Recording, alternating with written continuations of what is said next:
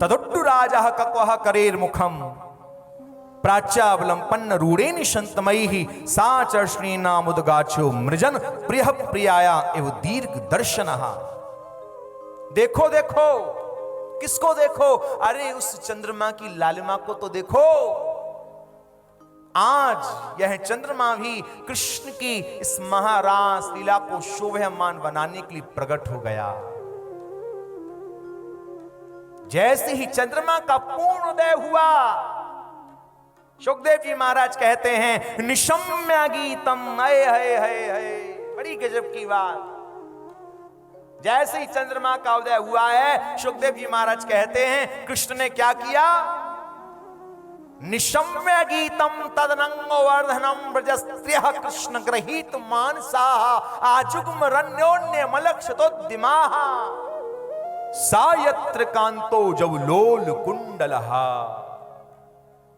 भगवान श्री कृष्ण ने यहां निशम्य गीतम तदनंग वर्धनम, अनंग को बढ़ाने वाली वंशी जी का निनाद किया है। किसको बढ़ाने वाली? अनंगा। अनंग कहते किसको हैं? जिसका कोई अंग ना हो वह अनंग है। क्या है ऐसा? प्रेम तत्व और कामदेव। काम, प्रेम और काम, ये दोनों ही अनंग हैं। काम भी दिखाई नहीं देता, प्रेम भी दिखाई नहीं देता। काम तत्व भी धीरे धीरे प्रभाव करता है और प्रेम तत्व भी धीरे धीरे प्रभाव करता है। लेकिन ध्यान रखिएगा, काम अलग है, प्रेम अलग है। लेकिन संसार में रहने वाले काम को ही प्रेम समझ लेते हैं साहब, और प्रेम को ही काम समझ लेते हैं। कारण दोनों की एक जैसी स्थिति है ना देखने में। लेकिन ध्यान रखना, काम प्रेम में बहुत बड़ा अंतर है साहब।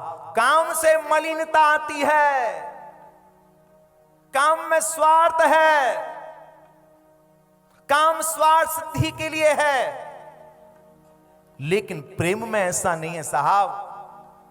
प्रेम से ज्वलता आती है, प्रेम से दिव्यता आती है। और पूर्व में पहले भी कई बार कहा है कि सच्चा जो प्रेमी होता है, प्रेम मार्ग में सच्चा प्रेमी अपने प्रीतम से कभी कुछ मांगता नहीं है, बल्कि सच्चा प्रेमी सर्वस्व अपने प्रीतम के ऊपर सब कुछ लुटा बैठता है साहब, लुटा बैठता है।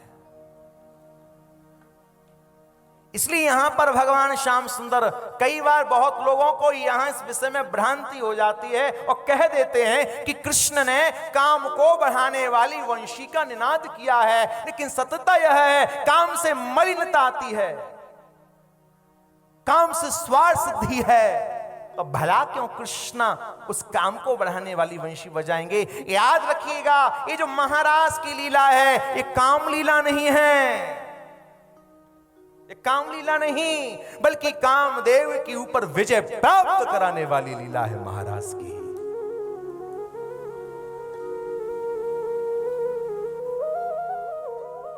काम पर विजय प्राप्त कराने वाली। इसलिए कृष्ण ने यहां काम को बढ़ाने वाली बंशी नहीं बजाई, बल्कि दिव्य प्रेम को लुटाने वाली बांसुरी बजा रहे हैं। आश्चर्य की बात, बांसुरी भी एक है, कृष्ण का स्वरूप एक है, फूंक भी एक है। लेकिन प्रत्येक गोपी को आज ऐसा लग रहा है कि जैसे हमारा श्याम पिया, श्याम सुंदर आज हमारा नाम लेके हमको बुलाए रहे है। प्रथम बार आज ऐसी अनुभूति यहां पर हुई।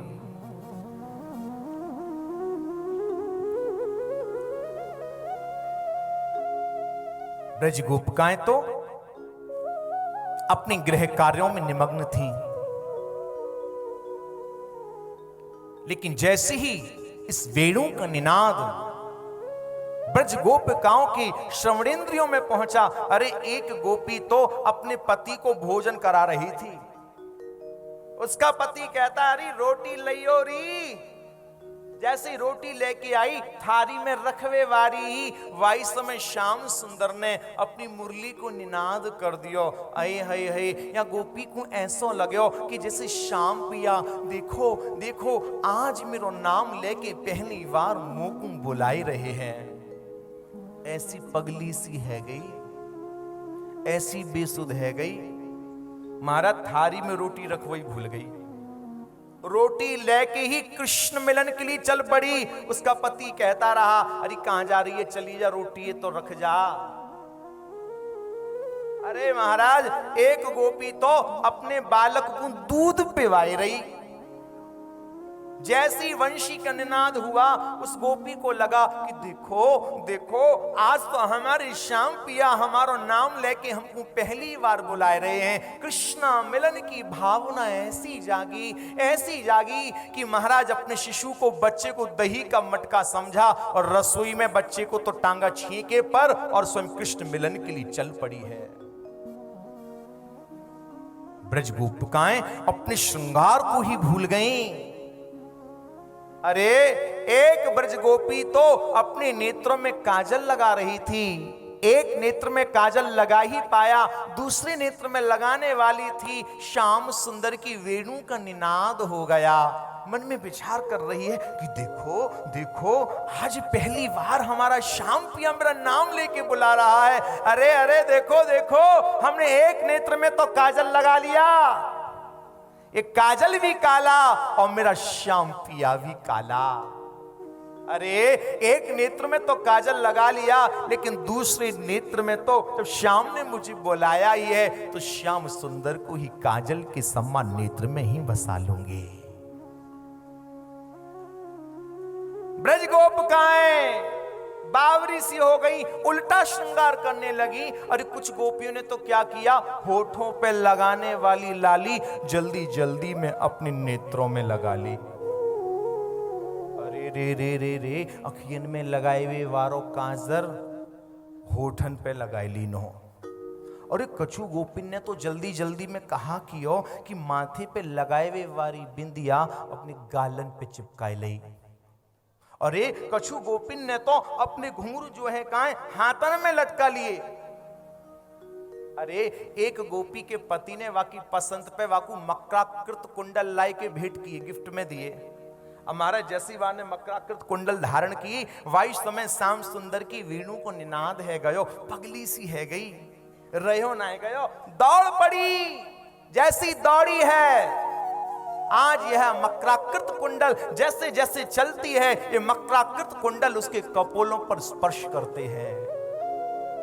जैसे ही कपोलों पर स्पर्श करना आरंभ हुआ, ऐसा प्रतीत हुआ कि जैसे मानो कोई घुड़सवार घोड़े को तेजी से हाँकने के लिए, चलाने के लिए चाबुक का प्रहार करता है। मानो इस प्रकार आज मकराकृत कुंडल चाबुक की तरह ब्रज गोपिका के कपोलों पर प्रहार कर रहे हैं। अरे पगली हो पगली, इतना विलंब काहे को कर रही है? अरे हमारी नैन श्याम पिया के दर्शन को ललचाए रहे हैं। अरे एक गोप के पति ने तो गोपी को बंद कर दिया ताले में कि भाज ना जाए। आहा, कृष्ण मिलन की भावना ऐसी जागी कि उसका देह तो वहीं पड़ा रह गया और आत्मा से सबसे पहले श्याम सुंदर के निकट पहुंच गई। दौड़ी दौड़ी जा रही है कृष्ण के निकट। परमाचार्य शुक्ल महामुनि कहते हैं, निशम गीतम तदनंग वर्धनम व्रजस्त्रियः कृष्ण गृहीत मानसाहा आजुग्म रण्योन्य मलक्षतोद्यमाः सा यत्र कांतो जवलोल कुंडलः। विशुद्ध रूप से अनंग को बढ़ाने वाली, प्रेम को बढ़ाने वाली वंशी का निनाद कर रहे हैं कृष्णा। ब्रज गोपिकाएं बावरी सी है गई, तन की सुध नाय रही, उल्टो श्रृंगार करके पहुंच रही हैं। इसका अभिप्राय, क्योंकि उन्होंने तो जो होठों पे लगाने वाली लाली को आंखों में लगाया, आंखों में लगाने वाले काजर को होठन पे लगायो, बेंदी गालन पे चिपकाई, उल्टो श्रृंगार करके पहुंच रही हैं। बड़ा स्पष्ट है, श्याम सुंदर के मिलन के लिए, कृष्ण की प्राप्ति के लिए बाह्य श्रृंगार की अपेक्षा हृदय के श्रृंगार को करने की आवश्यकता है। आज भगवान श्याम सुंदर ने जब अनंत अनंत ब्रज गोपिकाओं की भीड़ को आते हुए देखा, स्वागत करने लगे, कह रहे हैं श्याम सुंदर, स्वागतम वो महाभागा प्रियम किम करवाणि वह ब्रजस्यानाम मयम कश्चित् ब्रूतागमन कारणम। हे ब्रज गोपिकाओं,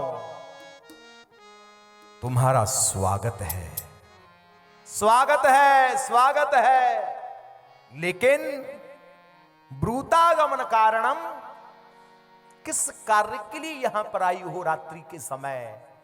रजनने सा घोर रूपा, घोर रजनी का समय, ऐसी क्या आवश्यकता पड़ गई, कैसे पधारी हो? ब्रज गोपिकाएं तो यह सुनकर के अचंभित सी रह गई।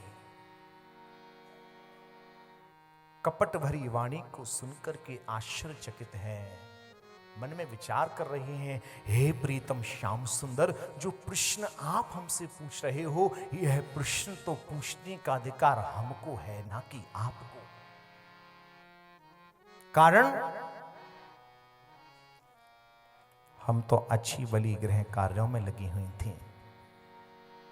कोई अपने पति को भोजन करा रही थी, कोई गाय का दुग्ध दो रही थी, कोई अपने आप को श्रृंगारित कर रही थी, कोई अपने घर में सोहनी सेवा कर रही थी, कोई रसोई बना रही थी, कार्य में उन्मत्त थी। ये तो आपने बांसुरी बजा करके हमें बुलाया, हमें आपसे पूछना चाहिए आपने क्यों बुलाया यहां, और आप उल्टा हमसे पूछ रहे हो। ये तो वही स्थिति हो गई जैसे कोई हमारा बहुत पुराना मिलने वाला मिला है, दिखाई दे गया, उसने आपको देख करके न्योता दे दिया, अरे भाई बहुत दिनों बाद दिखाई दिए, चलो आज रात्रि का भोजन आपका हमारे यहाँ रहेगा।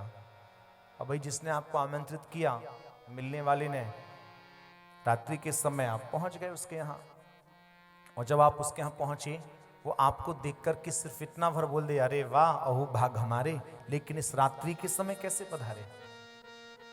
जिसने आपको बुलाया रात्रि भोज पर, आप तय समय पर उसके यहाँ पहुंचे हैं, और वो आपसे इतना भर पूछ ले कैसे इस समय, तो महाराज क्या मन पे बीतेगी? वही स्थिति ब्रज गोपिकाओं की हो रही है, वही स्थिति। ब्रज गोपिकाएं कहती हैं, श्याम सुंदर, गृह कार्यों में ही थी हम, आप बताओ आपने क्यों बुलाया? तो भगवान श्याम सुंदर ब्रज गोपिकाओं को पातिव्रत धर्म का उपदेश देने लगे। तो ब्रज गोपिकाएं कहती हैं, सुनो पंडित जी महाराज, बचपन से तो माखन चुराए और पंडिताई कर रहे हो, उपदेशक बन रहे हो, ये जो आप कहानी किससे सुना रहे हो ना, हमने बचपन से खूब सुन रखे हैं। उसी समय राजा परीक्षित के मन में एक प्रश्न प्रकट हुआ। राजा परीक्षित कहते हैं शुद्ध महामुनि से, महाराज एक बात बताओ, इन ब्रज गोपिकाओं का पर पुरुष में भाव होने पर इनका कल्याण कैसे हो गया? जहां शुद्ध महामुनि ने राजा परीक्षित के मुख से सुना कि कृष्ण पर पुरुष, उसी समय शुद्ध महामुनि ने फटकार लगा दी, हे राजन क्या बोलते हो आप? ब्रज गोपिका किसी पर पुरुष के पास गई, सावधान, ये कृष्ण कोई पर पुरुष नहीं है, ये कृष्ण कोई साधारण पुरुष नहीं है, ये ब्रज गोपिकाएं किसी पर पुरुष के पास नहीं बल्कि परम पुरुष श्री कृष्ण के पास गई है।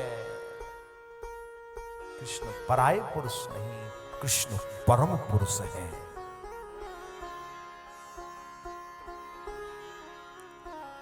भगवान श्री कृष्ण ने जब समर्पण भाव ब्रज गोपिकाओं का देखा तो रास विहार का भाव प्रकट हुआ, और उसी समय बिना विलंब के एक सुंदर गोल मंडल की रचना की, मध्य में श्यामा श्याम प्रिय लाल विराजे, श्यामा श्याम प्रियालाल दोनों फिरकैयां लेकर के नृत्य कर रहे हैं, लेकिन उसी समय क्या देखते हैं, हर एक गोपी को ऐसा लगने लगा कि जैसे कृष्ण हमारे पास आ रहे हों। अभी कृष्ण ने अनेक स्वरूप धारण नहीं किए, कृष्ण एक ही स्वरूप में है, एक ही स्वरूप में। जैसे कोई लकड़ी है, लकड़ी में कपड़ा बांध करके उसमें यदि अग्नि को प्रज्वलित किया जाए और अग्नि को प्रज्वलित करने के पश्चात जोर से घुमाया जाए तो वह अग्नि किस रूप में दिखाई देगी? एक गोलाकार रूप में। जो एक जगह प्रज्वलित है वह जोर से घुमाने पर गोल दिखाई देगी। ऐसे ही अभी कृष्ण का स्वरूप यहाँ एक ही है, लेकिन इतनी तेजी से प्रिया जी के संग फिरकैयां ले रहे हैं कि प्रत्येक गोपी को ऐसा लगने लगा कि जैसे श्याम सुंदर मेरे पास आ रहे हों। नृत्य करते करते श्याम सुंदर किसी ब्रज गोपिका के मुख की ओर देख लेना तो ब्रज गोपिका सोचती है कि देखो देखो श्याम पिया आज मेरे मुख को निहार रहे हो है, कहीं ऐसा तो ना है मेरी श्याम पिया को मेरी माथे की बिंदिया पसंद आ गई हो। अरे कृष्णा राधा को भी तो नहीं छोड़ते हो, अरे छोड़ो तो सही राधा को, मैं इतना सुख दूंगी, इतना सुख दूंगी कि आप राधा को भी भूल जाओगे। भगवान श्याम सुंदर यदि किसी ब्रज गोपिका के चरणों की ओर देख लेते हैं, ब्रज गोपिका सोचती है कि देखो देखो श्याम सुंदर आज हमारे चरणों को निहार रहे हैं, कहीं ऐसा तो नहीं हमारे श्याम पिया को हमारे पैर की पायल पसंद आ गई हो। हे श्याम सुंदर राधा को छोड़ करके आओ तो सही, इतना सुख दूंगी कि राधा को भूल जाओगे। जब इस प्रकार का भाव ब्रज गोपिकाओं के हृदय में आया, श्याम सुंदर समझ गए और धीरे से किशोरी जी से कहते हैं, हे श्री राधे देख रही हो इन ब्रज गोपिकाओं के मन में कितना डाह है, ये हमें आपसे अलग कराना चाहती हैं। हे राधे जो मुझे आपसे अलग कराना चाहता है, अरे उसको तो मैं रुला करके मानता हूं, चाहे मेरी प्रिय ब्रज गोपिका ही क्यों ना हो।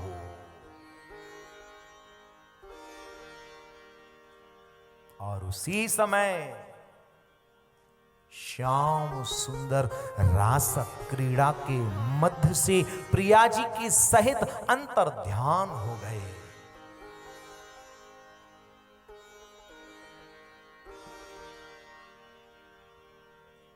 जहां अंतर ध्यान हुए ब्रज गोपिकाएं अचंभित सी रह गई, स्तब्ध रह गई, चित्तभंग हो गई। उनके नयन चहुं और गोविंद को खोजने के लिए विवश हो गए कि कहां गए नंदनंदन। इस रास क्रीड़ा के मध्य से प्यारे श्याम सुंदर हम सबको छोड़ करके कहां चले गए नाथ। जैसे तैसे तो आज हम रास क्रीड़ा के सुख की ओर बढ़ रही थीं, लाभान्वित हो रही थीं, और इस मध्य से ही आप चले गए रास के। अब तो महाराज ब्रज गोपिकाएं पागलों की भांति वृक्षों से पूछने के लिए लगी, पीपल से पूछती हैं, पीपल हे पीपल लगता है आज वायु का प्रवाह नहीं, तू आज इतना स्तब्ध क्यों है, तू आज इतना शांत क्यों है। वो नारायण तो तेरे स्वरूप में निवास करते हैं ना। हे पीपल पात कहा आपने देखो है हमारे नंद को तात, जो है हमारे श्री विश्वहन बाबा को दामाद। हे पीपल ताही सो तो सो पूछत हो, पीपल कृपा करके बताओ ना हमारे प्यारे नंदलाल हम सबनों को छोड़ के कहां चले गए। हे पीपल कहीं तैने अपने घने पत्तन की ओट में हमारे श्याम सुंदर को तो नाय छुपाए रखो। आज पीपल भी कुछ नहीं बोलता। थोड़ा सा आगे बढ़ी, एक मयूर पर दृष्टि पड़ गई। ब्रज गोपिका मयूर से कहती हैं, अरे वो मोर, ओ मोर, तेरी बाजी है कित घोर, कहा आपने देखो हमारे श्याम पिया के पीतांबर को छोड़। ताही सो तो सो पूछत हो, मोर कृपा करके बताओ ना। अरे मोर, श्याम सुंदर तो तुझसे बहुत प्यार करते हैं ना। अरे ओ मयूर, तेरे पंख को तो हमारे श्याम पिया अपनी शीश पर धारण करते हैं ना। मोर, कृपा करके बताओ ना कि हमारे श्याम पिया कहां चले गए। कहीं ऐसा तो नहीं तेरे इस स्तब्ध स्वरूप को देख करके ऐसा भान होता है कि जिस प्रकार हम विरह में खो रही हैं, हो सकता हो कहीं ना कहीं तू भी तो हम विरहों की तरह विरहाग्नि में तो नहीं। थोड़ा सा आगे बढ़ी, एक कोयल पर दृष्टि पड़ गई। कोयल से पूछती है, हे कोयल काली, कहा आपने देखो हमारो श्याम आली जाके अधरन पे लगी है लाली, ताही सो तू सो पूछत हो। एक कोयल, तेरे अधरन पे तो लाली ऐसी लगी भई है जैसे हमारो श्याम पी अपने होठन पे लगायो करे, अपने अधरन पे लगायो करे। ऐसो लगे कि श्याम पिया तोते अवई अवई बतराए के गयो है। ओ कोयल, तोते तो बहुत बतराम में ना, कृपा करके बताओ ना हमारे श्याम सुंदर कहां गए हैं।